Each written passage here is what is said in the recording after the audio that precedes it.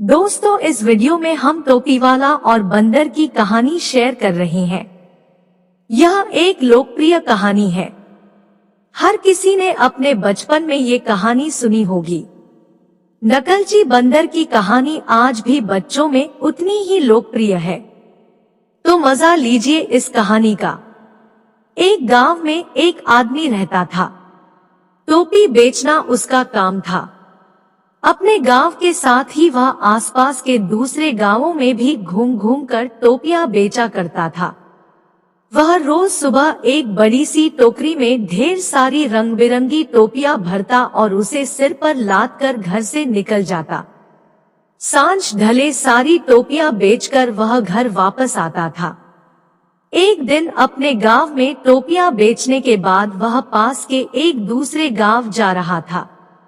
दोपहर का समय था। वह थका हुआ था और उसका गला भी सूख रहा था। रास्ते में एक स्थान पर कुआं देख वह रुक गया।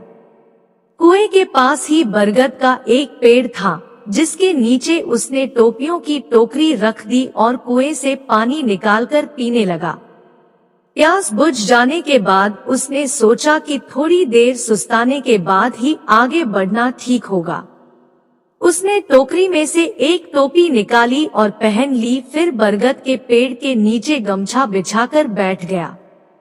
वह थका हुआ तो था ही, जल्दी ही उसे नींद आ गई। वह खर्राटे मारते हुए सो रहा था कि शोर शराबे से उसकी नींद उचट गई।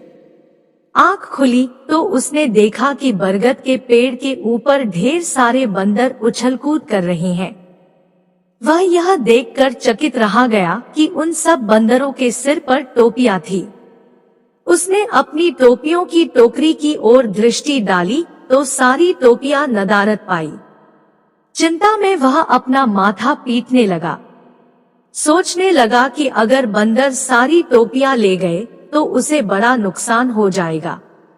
उसे माथा पीटता देख बंदर भी अपना माथा पीटने लगे।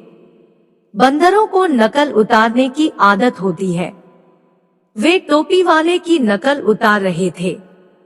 बंदरों को अपनी नकल उतारता देख टोपी वाले को टोपियां वापस प्राप्त करने का एक उपाय सूझ गया। उपाय पर अमल करते हुए उसने अपने सिर से टोपी उतारकर फेंक दी। फिर क्या था, बंदरों ने भी अपनी अपनी टोपियां उतारकर फेंक दी। टोपी वाले ने झटपट सारी टोपियां टोकरी में इकट्ठी की और आगे की राह पकड़ ली। दोस्तों, इस कहानी से हमें यह शिक्षा मिलती है कि सूझबूझ से हर समस्या का हल निकाला जा सकता है।